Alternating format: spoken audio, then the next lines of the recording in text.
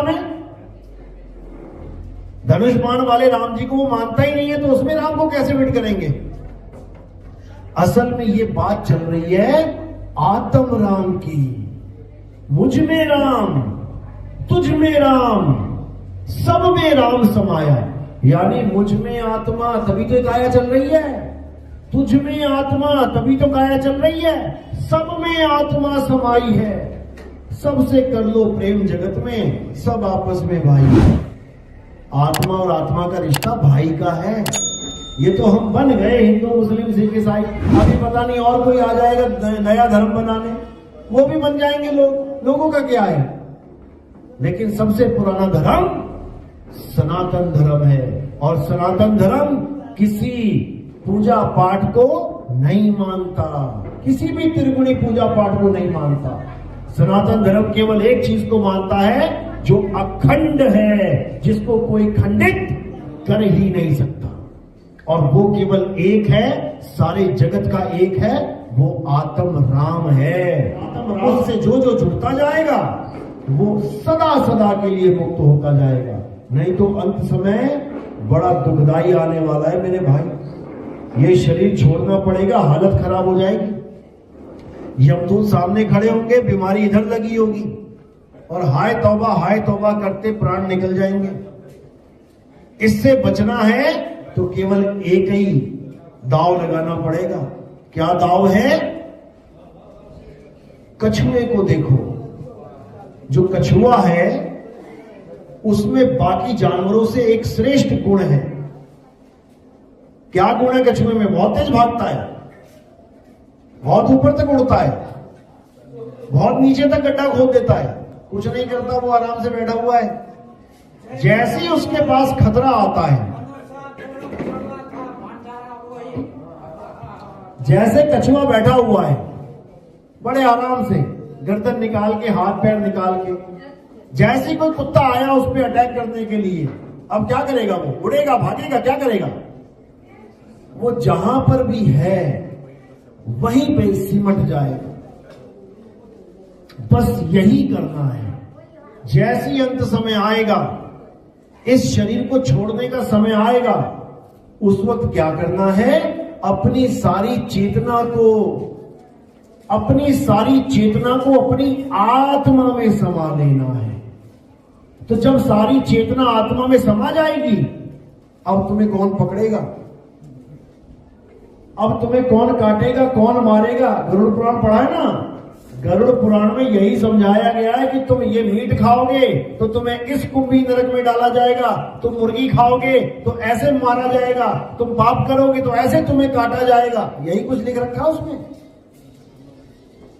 सनातन धर्म में तो मीट का एक छोटा सा टुकड़ा भी अलाउड नहीं है। सनातन धर्म में, सनातन की बात कर रहा हूं मैं। लेकिन आज इतने धर्म निकल गए सनातन धर्म से। कोई कह रहा है माता बकरे मांग रही है, कोई कह रहा है मुर्गी मांग रही है, कोई कह रहा है दारू मांग रही है। अरे माता को मुर्गे चाहिए, माता खुद ही उठा लेगी सारे मुर्गे कि तेरा इंतजार करेगी कि तू काटेगा? माता को बकरे चाहिए, सारे बकरे रातों रात गायब हो जाएंगे, तुम्हें एक बकरा ना मिलेगा ढूंढते हुए। माता को बकरा नहीं चाहिए, बकरा तुम्हें चाहिए। बकरा काट के प्रसाद तुमने खाना है, माता थोड़ी नहीं खाने आएगी। तुम रख देना थाली माता के लिए, खा लेगी क्या आगे? ये बड़ा शैतान है मन, और ये सारे उल्टे काम करवा के फिर भुगताता भी है। बस इसको समझ लो, ये आत्मज्ञान है। इस आत्मा में स्थित हो जाओ तो कृष्ण जी भी कहेंगे कि मेरा गीता बोलना सफल हो गया। नहीं तो घूमते रहो त्रिगुणी माया में। मेरी बात समझ में तो आ रही है?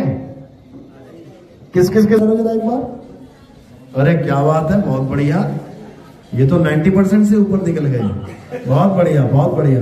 तो यही है हमारे सनातन धर्म का असली ज्ञान, असली, बिल्कुल बिना लाग लपेट का, बिना अशुद्धि का। क्योंकि आत्मा शुद्ध है, बिल्कुल शुद्ध, उसमें इतना भी मल नहीं है, इसलिए उसको कहते हैं निर्मल। निर्मल। और मल कहां है? ये है मल। ये है मल, पसीना निकल रहा है, नाक निकल रही है, मैल निकल रहा है, थूक निकल रहा है, मल मूत्र निकल रहा है, ये है मल। और किसकी पूजा कर रहे हैं हम? इसी की। जिससे मल निकल रहा है उसकी पूजा कर रहे हैं। और जो निर्मल है उसको जानते तक नहीं है कि वो आत्मा है क्या। तो अब समय आ गया है आत्म ज्ञान को जानने का। अब समय आ गया है सत्य सनातनी बनने का। अब ये नारी और पुरुष का भेद खत्म। अब हम सब आत्मा हैं। इसीलिए कृष्ण जी ने यह भी बोला है कि हे अर्जुन, ना मैं पुरुष हूं, ना मैं स्त्री हूं, ना मैं नपुंसक हूं। 3 कैटेगरी है ना इंसानों की, आदमी, औरत और नपुंसक। तो इसको भी वो कहते हैं कि मैं इन तीनों में से कोई नहीं हूं। मैं शुद्ध चैतन्य स्वरूप आत्मा हूं। और जो मुझे जान जाता है वो मेरा ही रूप हो जाता है। उसमें और मुझ में कोई फर्क नहीं रह जाता, क्योंकि अब ना तो मैं मल हूं और ना तू मल है। अब दोनों निर्मल हैं। यही कबीर साहब कहते हैं, ये तन विष की बेलरी और गुरु अमृत की खान। शीश दिए जो गुरु मिले तो भी सस्ता जान। क्या समझा रहे हैं? ये तन विष की बेलरी, ये 9 दरवाजों की जो काया है, हर दरवाजे में से विष निकल रहा है। कान में से मैल निकल रही है, कभी खाई क्या? नहीं खा सकते। आंख में से गिद्ध निकल रही है, कीचड़ निकल रहा है, खा सकता है कोई? नाक बह रही है, खा रहा है कोई? थूक, एक बार मुंह से थूक बाहर चला जाए, दोबारा करके दिखाओ अंदर, कहां से आया थूक? मुंह में से। दोबारा मुंह में डाल के दिखाओ, मुंह की ही चीज मुंह में नहीं जा पाएगी। और मलमूत्र तो है ही ऐसा। तो ये तन विष की बेलरी, इन दरवाजों में से विष निकल रहा है। और गुरु अमृत की खान। अब गुरु कौन है? शरीर तो मल हो गया ना, अब गुरु कौन है? आत्मा। गुरु अमृत की खान। अमृत क्या है? जो कभी मरता नहीं है। मृत यानी ये काया मर जाएगी। अमृत यानी जो कभी मरता ही नहीं है, वही आत्म देव ही गुरु है सबका। उसी को जानना है। गुरु मतलब क्या है? गु कहिए अंधकार और रु कहिए प्रकाश। जब इस अंधकार रूपी शरीर से तुम्हें प्रकाश रूपी आत्मा का ज्ञान हो जाए, तब समझ लो गुरु मिल गया। नहीं तो नहीं मिला, भटक रहे हो 84 में। तो इसी को कह रहे हैं, ये तन विष की बेलरी, गुरु अमृत की खान। शीश दिए जो गुरु मिले। अगर सिर भी कटाना पड़ जाए ना, मूल ज्ञान आत्म ज्ञान को प्राप्त करने के लिए कहते, तो भी सस्ता जान। क्यों? एक बार सिर कटा, आत्म ज्ञान मिल गया। आत्म ज्ञान नहीं मिलता, बार बार सिर कटता। देखो, बकरे का काट के लटका रखा है, भैंस का काट के लटका रखा है, मुर्गी का, भेड़ का, ऊंट का, किसका सिर नहीं कट रहा?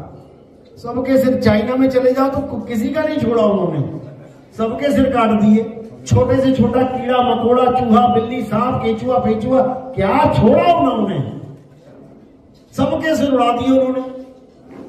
तो अच्छी तरह समझ लो, कोई किसी का सहाय नहीं है कि तुम कहो कोई बचाने आएगा तुम्हें। कोई ना आएगा बचाने, कोई भी नहीं आएगा बचाने। कौन बचेगा? जिसको कछुए का गुण पता है, जो कछुए की तरह अपनी सूरत, अपने ध्यान को अपनी आत्मा में लगा लेगा, बस वो अमर हो जाएगा। और जिसका ध्यान शरीर में रह गया, डॉक्टर साहब मुझे बचा लो, मुझे बचा लो, किसको बचा लो? शरीर को। ये ना बचने वाला।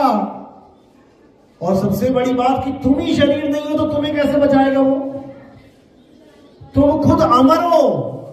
और अमर कह रहा है, जो खुद मर नहीं सकता वो कह रहा है डॉक्टर साहब मुझे बचा लो। अरे तू मर ही नहीं सकता, तुझे बचाऊं कैसे? और जिसको तू बचाने की बात कर रहा है वो तू है नहीं। ये शरीर हम नहीं है, किसको बचाएं? अच्छी तरह समझ लो, बार बार समझाने वाला नहीं मिलेगा कोई। बस दो ही चीजें हैं, शरीर और आत्मा। शरीर का खंडन करते हुए कृष्ण जी ने कहा, हे अर्जुन, तेरे और मेरे कई जन्म हो चुके हैं, मैं उन जन्मों को जानता हूं, तू नहीं जानता।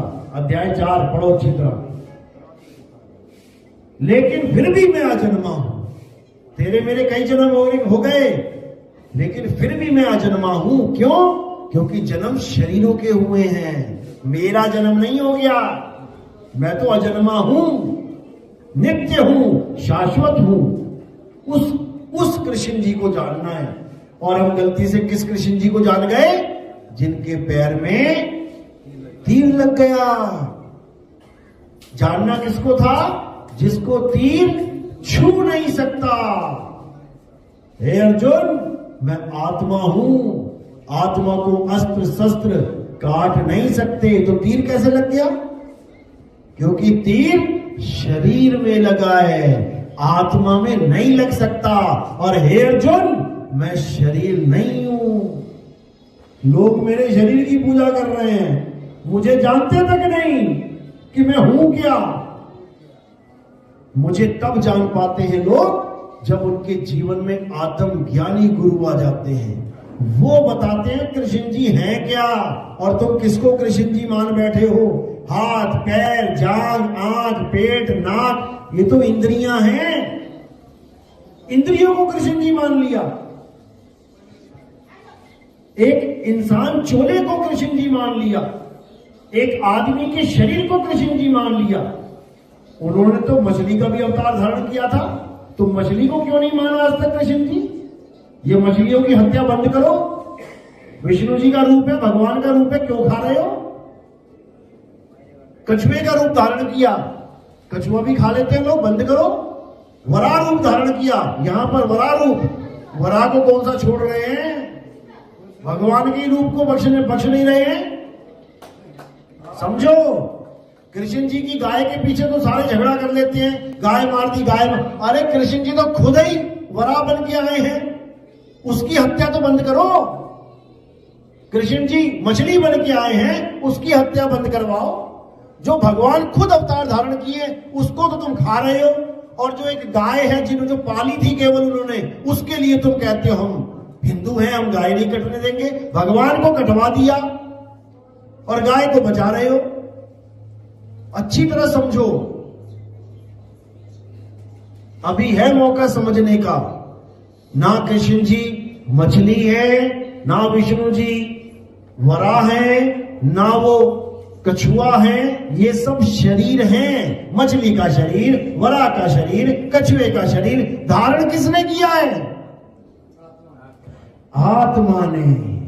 इसी प्रकार आदमी का शरीर, औरत का शरीर धारण किसने किया है? आत्मा ने। तुम कहते हो विष्णु जी आदमी हैं। अच्छा, जब देवताओं के बीच बैठ के राक्षस अमृत पीने लगा तो कौन आया था गला काटने? आदमी आया था कि औरत आई थी? तो विष्णु जी औरत नहीं है क्या? तो विष्णु जी औरत भी तो हो गए, जब औरत का रूप धारण कर लिया औरत भी हो गए। जब शंकर जी को भस्मासुर ने वरदान लेके धोखा देने लगा वो, तो कौन बचाने आया उसको? आदमी की औरत? इसीलिए वो कह रहे हैं मैं आदमी भी नहीं, मैं औरत भी नहीं, ये दोनों माया है, ये मेरी त्रिगुणी माया है और सारा संसार इसी माया में उलझा पड़ा है। हे अर्जुन, मुझे केवल वो जान सकता है जिसने आत्म ज्ञान को प्राप्त कर लिया है।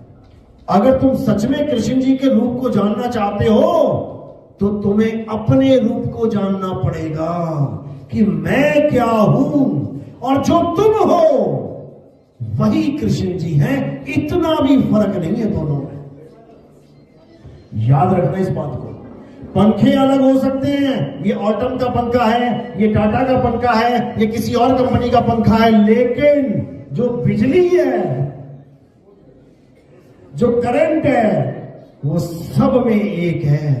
इसको हाथ लगा के देख लेना, चाहे उसमें हाथ लगा के देख लेना, एक सा झटका मारेगी। इसी प्रकार सब अवतारों को धारण करने वाला कौन है? आत्मा है। आत्मा ना तो स्त्री है ना आत्मा पुरुष है। ये आत्मा स्त्री पुरुष से परे है। ये आत्मा हिंदू मुस्लिम सिख ईसाई से परे है। ये आत्मा जन्म मरण से परे है। उस आत्मा को जानने वाला ही सत्य सनातनी है, अन्यथा कोई नहीं है। भूल जाओ, भगत तो हो सकते हो, सनातनी नहीं हो सकते। भक्ति तो सारे ही कर रहे हैं, हिंदू भी कर रहा, मुसलमान भी कर रहा, सिख भी कर रहा, ईसाई भी कर रहा, कोई फर्क नहीं चारों में। असली भगत वो है जो सनातन को जान ले, अचल आत्मा को जान ले, केवल वही है। चलो आज का सत्संग यही समाप्त करते हैं। बाकी हमारी गीता है, हमारी गीता जरूर पढ़ें। उसमें हमने पूरा मूल ज्ञान समझा रखा है, आत्म ज्ञान समझा रखा है। एक एक चीज आपको समझ में आ जाएगी। बोलिए।